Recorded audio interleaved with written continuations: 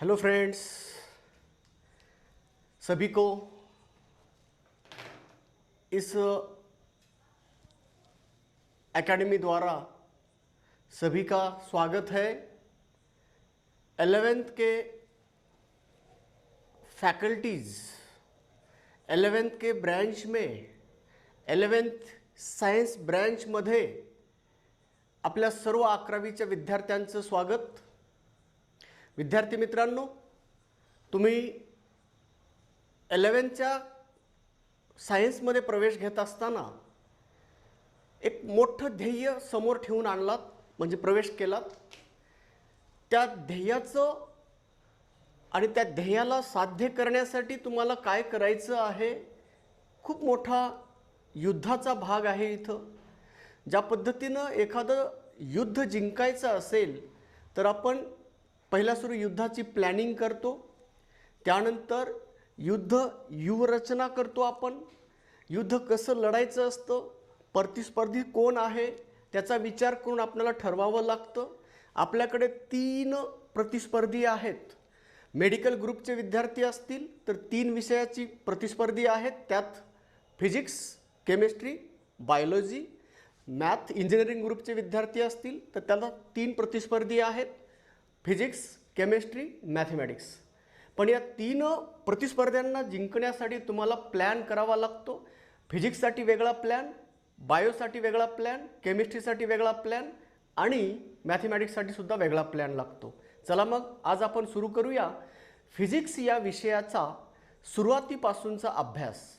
विद्यार्थी मित्रांनो, तुम्हाला माहीत आहे 17व्या शतकामध्ये शिवकालीन हा एक युग, हा 17वा युग किंवा 17वा इसवीसन हे विज्ञानाचं एक खूप मोठं पीक पॉईंट आहे।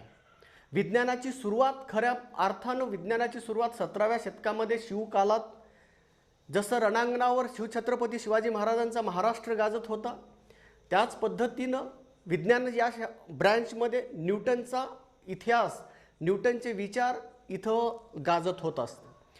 मग न्यूटननं काय म्हणाला, न्यूटन काय म्हणतोय, न्यूटनच फक्त बोलला का, त्याच्या अगोदर कोणी बोललं होतं का, तर सर्व काही बोलले होते।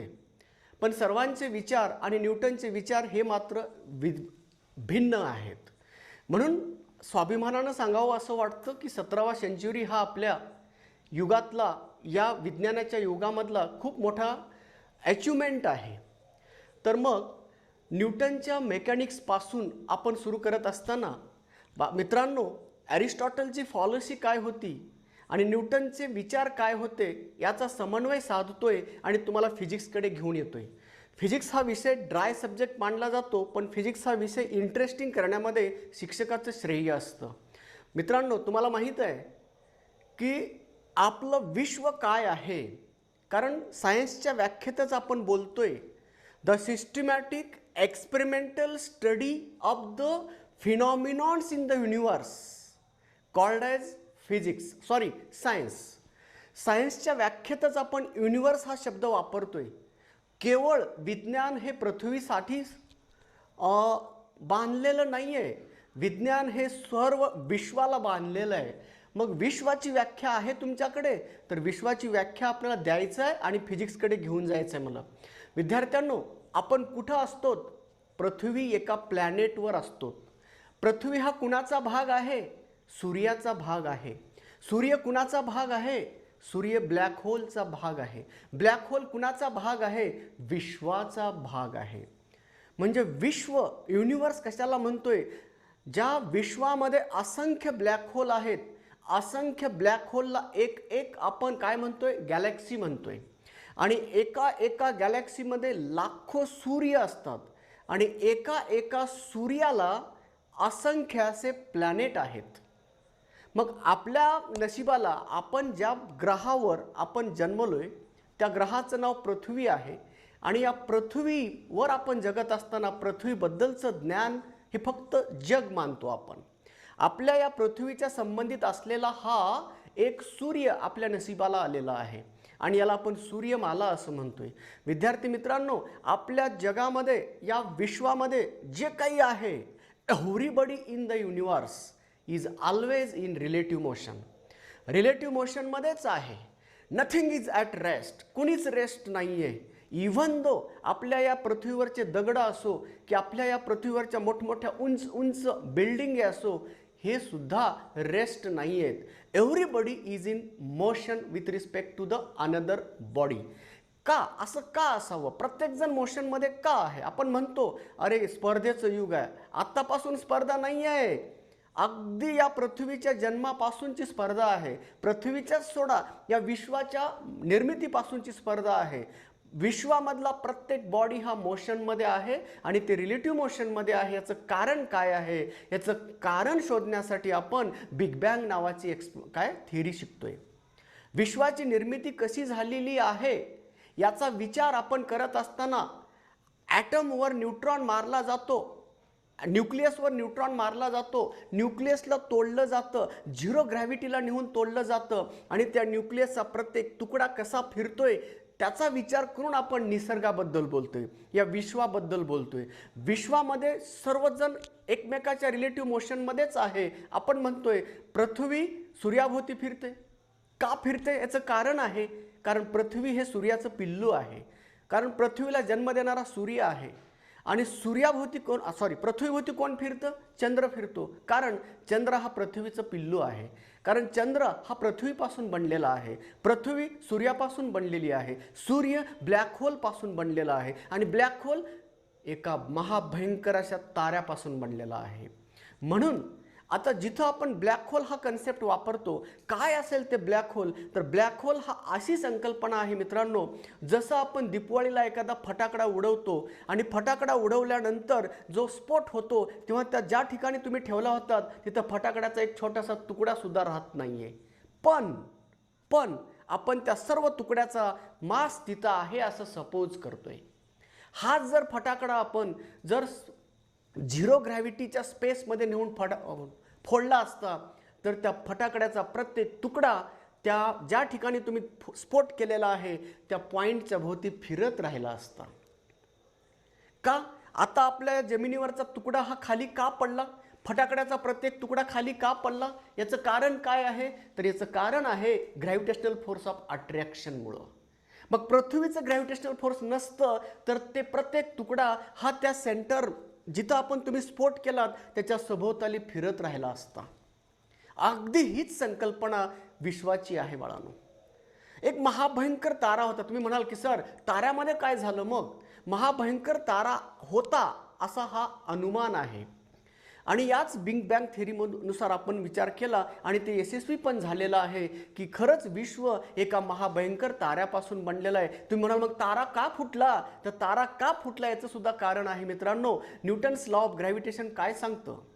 न्यूटन्स लॉ ऑफ ग्रॅव्हिटेशन काय सांगतं की प्रत्येक every massive body will attract to the another massive body with the force of attraction that is directly proportional to the product of the masses and inversely proportional to the square of the distance between that two masses. हा न्यूटनचा gravitational law आहे आणि या लॉच्या नुसार gravitational force of अट्रॅक्शनमुळं प्रत्येक मास हा एकमेकाच्या अट्रॅक्शनमध्ये येतो आणि मग आपणाला माहीत आहे की तारा हा सुद्धा मासच्या अनेक मास पार्टिकलनं बनलेला आहे.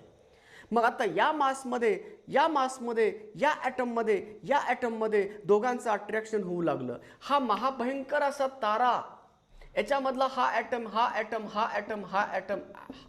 प्रत्येक ॲटममध्ये अट्रॅक्शन आहे आणि एक परिस्थिती अशी येऊ लागली की प्रत्येक जण एकमेकांना अट्रॅक्ट करत असल्यामुळे अतिशय जवळ येऊ लागले.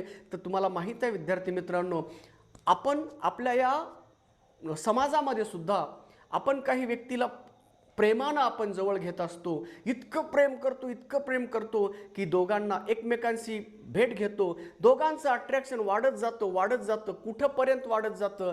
जोपर्यंत आपण एकमेकांना मिट्टी मारली, जोपर्यंत आपल्या शरीराच्या या हृदयामध्ये त्रास होणार नाही तोपर्यंतच आपण मारू शकतो. इतकं जोरात प्रेम केलं आणि मग जर समजा श्वासोश्वासाला त्रास झाला, जर हार्ट थांबण्याची परिस्थिती आली तर काय होऊ शकतं? एक मोठा धक्का देऊ शकतो असा. म्हणजेच तसं झालं इथं. जेव्हा हृदयावर प्रेशर येण्याचा सवाल येतोय तेव्हाच इथं एकमेकांना काय केलं जातं, धक्का मारले जातात. श्वास रुकण्याची, गुदमरण्याची परिस्थिती जेव्हा येते तेव्हाच आपण एकमेकाला सोडतो आणि मग एक मोठा एक्सप्लोजन झाल्यासारखं वाटतं. अगदी तोच कन्सेप्ट आहे. आणि बघा आता हा हा ॲटम दुसऱ्या ॲटमला इतका अट्रॅक्ट करू लागला, ग्रॅव्हिटेशनल फोर्स ऑफ अट्रॅक्शनमुळं इतकं अट्रॅक्ट करू लागला. एक परिस्थिती अशी आली की याचा न्यूक्लियस, जसं आपलं हृदय आणि त्या माणसाचं हृदय एकमेकामध्ये इतकं जोरात घट्ट झालं आणि त्यांचं काय फ्रिक्शन, त्या दोघांमधलं अट्रॅक्शन इतकं प्रचंड झालं की गुदमरण्याची शक्यता आली. तसाच प्रकार आहे. जसं आपल्या या शरीरामध्ये हृदय असतं तसं ॲटममध्ये कोण असतो रे, ॲटममध्ये न्यूक्लियस असतो. मग या न्यूक्लियसचा जेव्हा दोघांशी संबंध येऊ लागला, न्यूक्लियसमध्ये प्रचंड पॉझिटिव्ह चार्ज आहे, या न्यूक्लियसमध्ये प्रचंड पॉझिटिव्ह चार्ज आहे. मग हे जेव्हा न्यूक्लिअर फोर्स, रिपेल्सिव्ह फोर्स निर्माण झाला तेव्हा हा महाभयंकर स्फोट झाला. तोपर्यंत अट्रॅक्शन, कॉम्प्रेशन त्याला लिमिट असतं. एका विशिष्ट लिमिटपर्यंत हा तारा कॉम्प्रेस झाला आणि एका बियॉन्ड लिमिट एक्सप्लोजन झालं. आणि एक्सप्लोजन झाल्यानंतर हे तुकडे त्या ताऱ्याचे, मग मला सांगा, जसं आता फटाकडा फुटावा आणि त्याचे तुकडे विखुरले जावेत, तसं या महाभयंकर ताऱ्याचे तुकडे म्हणजे प्रत्येक स्टार आहे, प्रत्येक सूर्य आहे. आणि प्रत्येक तुकड्यापासून, सूर्यापासून पुन्हा काही भाग तुटून बाहेर पडला, ते त्याचे प्लॅनेट आहेत. आणि एक सूर्य आणि त्याचे प्लॅनेट, याला सूर्यमाला म्हणतोय. आणि असंख्य सूर्य आणि एक ब्लॅक होल, त्याला आपण काय म्हणतोय, गॅलेक्सी म्हणतोय. आणि अशा असंख्य गॅलेक्सीज, असंख्य सूर्यमालाज असतील, असंख्य गॅलेक्सीज असतील. प्रत्येक ब्लॅक होलची एक गॅलेक्सी आहे. तर असे किती महाभयंकर तारे तुटले असतील आणि फुटले असतील. आणि असे इन्फानाईट युनिव्हर्स आहे. युनिव्हर्सला कुठलीच मर्यादा नाही आहे. म्हणून विद्यार्थी मित्रांनो, सायन्सची डेफिनेशन देत असताना मी असं डिफाईन केलं, द युनिव्हर्सल फिनॉमिनॉन्सचा सिस्टमॅटिक आणि एक्सपेरिमेंट स्टडी म्हणजेच सायन्स आहे. आणि त्या विज्ञानाचा अभ्यास करत असताना इतकं मोठं ज्ञान आपणाला अवगत करायचं असेल तर त्या विज्ञानाचे सुद्धा तुकडे करावे लागतात. त्याचा एक तुकडा केला, ज्याच्या सजीवांचा अभ्यास होतो त्याला बायोलॉजी म्हटलं, ज्यांच्यामध्ये निर्जीवांचा अभ्यास होतो त्याला फिजिक्स म्हणतो आपण. फिजिक्समध्ये सुद्धा बारीक तुकडे केले जातात आणि सुपर स्पेशालिटी म्हणून आपण स्पेशल अभ्यास करू शकतो. पण विद्यार्थी मित्रांनो, फिजिक्सची व्याख्या देत असताना मला अर्थपूर्णच व्याख्या द्यावी लागते. असंख्य लोकांनी फिजिक्सची व्याख्या वेगवेगळी केलेली असू द्या, पण मी एक ॲज अ टीचर म्हणून मला ज्या 2 वर्षामध्ये तुम्हाला शिकवायचं आहे त्या दृष्टिकोनातनं मी व्याख्या देत आहे. What is physics? Physics is the branch of science which deals, deal not teach होत नाही, डील म्हणतात. डील म्हणजे दोन्हीही पद्धतीने झालेला हा नॉलेज देणं आणि घेण्याचा प्रकार आहे. ज्या शाखेमध्ये या कुणाचा अभ्यास सिस्टमॅटिक स्टडी केला जातो, पण कुठल्या शाखेमध्ये? अशा शाखेमध्ये की त्याच्यामध्ये मॅटर, त्यानंतर energy and energy transformation. Now tell me, what is matter, what is energy? Matter म्हणजे आपल्या या विश्वामध्ये जेवढं काही आपणाला आपल्या सराउंडिंगमधलं दिसतं, जाणवतं, त्या सर्वांनाच मॅटर म्हणतोय. पण विद्यार्थी मित्रांनो, सर्व काही दिसतं असं नाही आहे. आपल्या या युगामध्ये, आपल्या या युनिव्हर्समध्ये अशा काही गोष्टी आहेत, त्या आहेत पण दिसत नाही आहेत. मग आपल्याला फक्त अनुभव घ्यायचा असतो. मग अशा गोष्टींना आपण एनर्जी असं म्हणतोय. म्हणून एनर्जी आणि मॅटर यांचा अभ्यास केवळ या दोघांचाच नाही आहे, तर एनर्जीचं एका फॉर्मची एनर्जी दुसऱ्या फॉर्ममध्ये कन्व्हर्जन होणं, ट्रान्सफॉर्मेशन होणं, हा सुद्धा आपण या 2 वर्षाच्या फिजिक्समध्ये आपण शिकतोय. म्हणून as per the knowledge for the 2-year syllabus, the study of कुणाचा study? Matter, energy and energy transformation is called as physics. Okay, चला मग आता फिजिक्सची व्याख्या झालेली आहे. आता फिजिक्समध्ये मॅटर म्हणजे काय आहे हे शिकवलं. मॅटर म्हणजे जेवढं everything around us we can sense, we can get the sensation, we can see it, we can observe it, that is called matter. But matter have two types. ज्या आपल्या उघड्या डोळ्याला दिसतं ना त्याला म्हणायचं मॅक्रोस्कोपिक फिजिक्स. उघड्या डोळ्याला दिसणाऱ्याचा अभ्यास त्याला आपण मॅक्रोस्कोपिक फिजिक्स म्हणायचं. आणि आपल्या उघड्या डोळ्याला न दिसणाऱ्यांचा अभ्यास त्याला म्हणतोय आपण मायक्रोस्कोपिक फिजिक्स. म्हणून या फिजिक्सचे पण दोन प्रकार आहेत. मॅक्रोस्कोपिक फिजिक्स म्हणजे ज्या वस्तू, ज्या घटना किंवा ज्या इव्हेंट्स या आपल्या डोळ्याला दिसणाऱ्या वस्तूमध्ये होतात त्याला म्हणायचं मॅक्रोस्कोपिक. जसं की mechanics, study of motion of the vehicle, study of the moving celestial bodies, याला आपण मेकॅनिक्स म्हणतो. आणि या फिजिक्सची सर्वात पहिली ब्रँच मेकॅनिक्स आहे विद्यार्थी मित्रांनो. का? तुम्ही म्हणाल की का? विद्यार्थ्यांनो, त्या काळामध्ये जेव्हा फिजिक्स नॉलेज हे निर्माण झालं, हे विज्ञानाची सुरुवात जेव्हा झाली, तेव्हा जगामध्ये सर्वप्रथम ऋषीमुनींचा भारत देश होता. ऋषीमुनींचा भारत देश होता. तेव्हा या भारत देशामध्ये जे ज्ञान होतं ते अध्यात्म होतं. त्या अध्यात्मामध्ये हे महाभयंकर असं ज्ञानी लोक या ऋषीमुनींचा हा भारत देश आहे. हे ऋषीमुनी जंगलात जायचे, पर्वतावर जायचे, तपस्या करायचं. कुणाच्या स्वार्थासाठी तपस्या नाही आहे, या जगातलं काय आहे हे समजून घेण्याचा प्रयत्न त्या काळात होत होता. आजचा माणूस फक्त काय जगतोय? फक्त जगायचं कसं, जेवायचं कसं, झोपायचं कसं आणि भौतिक सुविधांचा उपयोग कसा करायचा आणि मरायचं कसं हा विचार करतोय. आणि पाठीमागच्याला बचत करून किती ठेवायचं जमा करून. पण त्या काळातला ऋषीमुनीचे विचार ग्रेट होते. का? ते फक्त एवढं सांगत होते, आमच्या मागच्यांना काय द्यायचं आहे? संपत्ती नाही, ज्ञान द्यायचं आहे. त्यासाठी हे सर्व ऋषीमुनी तपस्या करून ज्ञान मिळवण्याचा प्रयत्न. काय आहे हे विश्व? पृथ्वी का फिरते? तर ॲरिस्टॉटल नावाच्या विचारवंतानं सांगितलं की पृथ्वी हे या विश्वाचा सेंटर आहे असं म्हटलं. कदाचित त्याचे विचार नंतर चुकीचे ठरले, हे बॅडलक म्हणू आपण, किंवा त्याचे विचार कालांतरानं चुकीचे ठरले. पण त्या काळातले विचार, त्यांनी अरिस्टॉटलनं मांडलेले विचार की ही विश्व या पृथ्वीभोवती फिरतं, म्हणजे पृथ्वी ह्या सेंटर मांडला होता. तसंच मग अरिस्टॉटलची ही फॉलसी झाली, हे चुकीचे विचार झाले. परंतु त्यांनी मांडलेले विचार हे फक्त तपश्यतनं आलेले आहेत, म्हणजेच एक विचार होते.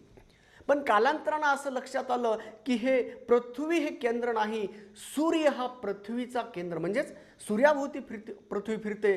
स्टार हा एका सूर्यमालेचा केंद्रबिंदू आहे असं म्हणतोय. आणि ताऱ्यांचा केंद्रबिंदू ब्लॅक होल आहे असं आपण म्हणतोय. म्हणून त्या काळात मेकॅनिक्सची सुरुवात का झाली याचं कारण सांगतोय बाळांनो. जे काही दिसतं, रात्र होते, दिवस होते, का होते हे त्या लोकांसमोरचं आव्हान होतं. एका ठराविक टायमानंतर पाऊस पडतं, एका ठराविक ऋतूनंतर ऊन येतं, एका ठराविक नंतर हिवाळा येतो. हे काय चक्र चालू आहे? कालचक्र काय चालू आहे हे जाण जळाले बघा ते. मग त्या काळामध्ये हे ज्ञान घेत असताना आपल्याला मेकॅनिक्सचा विचार का करावा लागला? कारण की आपल्या सराउंडिंगमधले जे स्टार्स आहेत, सेलेस्टियल बॉडीज आहेत, हे एकमेकाशी काय होत आहेत? मोशनमध्ये आहेत. मग मोशनचा स्टडी करणं म्हणजेच मेकॅनिक्स आहे. म्हणून मेकॅनिक्सचा स्टडी करणं हे पहिलं कर्तव्य बनलं. म्हणून या मेकॅनिक्सचा अभ्यास करत असताना आपण फिजिक्सची पहिली ब्रँच मेकॅनिक्सची होती. आणि म्हणून या मेकॅनिक्समध्ये आपण दोन प्रकारचे मेकॅनिक्स आहेत. ज्या वस्तू आपल्याला दिसतात त्याचा मोशन स्टडी करणं म्हणजे मॅक्रोस्कोपिक. त्याचं एक्झाम्पल आहे न्यूटनियन मेकॅनिक्स. न्यूटनियन मेकॅनिक्स हे त्याचं एक्झाम्पल आहे बाळांनो. म्हणजेच motion of the bodies that can be seen by the human being. जे माणसाला दिसतात अशा बॉडींचं मोशन ज्या शास्त्रज्ञानं शिकवलं, ज्या शास्त्रज्ञानं सांगितलं, ते म्हणजे Newtonian mechanics. Newtonian mechanics is the part of macroscopic physics, macroscopic physics, macroscopic physics आणि quantum mechanics, quantum mechanics is the part of microscopic physics, microscopic physics.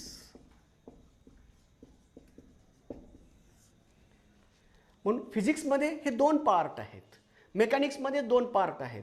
म्हणजे हे न्यूटनियन मेकॅनिक्स मॅक्रोस्कोपिक फिजिक्सचा भाग आहे आणि क्वांटम मेकॅनिक्स हे microscopic फिजिक्सचा part आहे. आता macro म्हणजे डोळ्याला दिसणार आहे. म्हणजे जसं गाड्यांचं मोशन, दोन कारचं मोशन, व्हेकलचं मोशन, आपल्या रेंजचं मोशन किंवा एखाद्या जहाजाचं मोशन, बोटचं मोशन, हे सर्व मॅक्रोस्कोपिक फिजिक्सचा भाग आहे. आणि motion of the electron, motion of the proton, motion of the small micro particles, photon, electron, proton, alpha particle, beta particles, radiations, या सर्वांचा मेकॅनिक्स म्हणजे study of motion of electron, study of motion of proton यांचा अभ्यास करणं म्हणजे quantum mechanics आहे आणि तो मायक्रो फिजिक्सचा भाग आहे. ओके, तर हा फिजिक्समध्ये आपण विश्वापासून फिजिक्सकडे आलोय. विश्वाचा अभ्यास सायन्स, सायन्समधला मॅटर एनर्जी ट्रान्सफॉर्मेशनचा अभ्यास फिजिक्स. मग फिजिक्समध्ये दोन प्रकार, macroscopic physics, microscopic physics. Macroscopic फिजिक्समध्ये एक्झाम्पल न्यूटनियन मेकॅनिक्स हे त्या काळातलं, आणि त्यानंतर क्वांटम मेकॅनिक्स हा मायक्रोस्कोपिक फिजिक्सचा भाग आहे.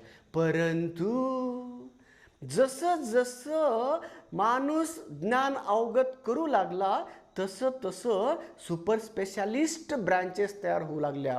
विद्यार्थी मित्रांनो, प्राचीन काळी डॉक्टर हा MBBS केलेला डॉक्टर हा सर्व शरीर तपासत होता. जर एखादा पेशंट गेला तर मग तो रेकॉर्ड करून ठेवायचा की हा पेशंट मला हाताळता आला नाही का, त्याची बिमारी जी होती ते आत्ता मला अननोन आहे. मग ती बिमारी कशावर होती? हार्टवर होती ना. मग हार्टचा स्पेशल अभ्यास करणं ही शाखा बनली, हार्टचे स्पेशालिस्ट तयार झाले. ब्रेनच्या बिमारीने एखादा माणूस गेला, ब्रेन स्पेशालिस्ट तयार झाला. नाकानं गेला, नाक स्पेशालिस्ट तयार झाला. कॅन्सर कुठे बी होऊ लागले ना आता. म्हणून प्रत्येकाचा स्पेशालिस्ट कधी बनतो? जेव्हा एखादी समस्या निर्माण झाली तेव्हा. करोनाचा स्पेशालिस्ट येईल काही दिवसानंतर, करोनाचा स्पेशालिस्ट येईल काही दिवसानंतर तुम्हाला. मग हे का असं होतं? तर तसंच फिजिक्समध्ये पण स्पेशलायझेशन होऊ लागलं. जेव्हा मेकॅनिक्स शिकत होतो त्या काळात, जेव्हा मेकॅनिक्स शिकतोय तेव्हा घटना अशा होऊ लागल्या. मेकॅनिक्स होत असताना बाळांनो इथं सुद्धा प्रोसेस बघा ना. मी तुमच्याशी बोलतोय म्हणजे हे व्होकल कॉर्डमध्ये जीभ व्हायब्रेट होते. मग आता मला सांगा, इथं कुठल्या ऊर्जेचं रूपांतर कुठल्या ऊर्जेत व्हायला लागलंय? मी तुमच्याशी बोलतोय, हे साऊंड एनर्जी निर्माण व्हायला लागली. कुठल्या एनर्जीचं रूपांतर आहे? मेकॅनिकल एनर्जीचं रूपांतर आहे. मग मी बोलतोय, शब्द बाहेर टाकतोय, म्हणजेच mechanical energy is converted into sound energy. मग साऊंड अभ्यास करणं गरजेचं आहे. म्हणून फिजिक्सची एक ब्रँच तयार झाली, साऊंड.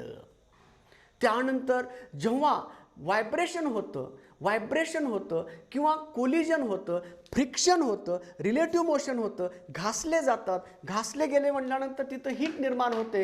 हीट निर्माण झाली की हीट नावाची एनर्जी आहे. आणि ही हीट नावाची एनर्जी स्टडी करण्यासाठी काय एक स्पेशल ब्रँच हीट.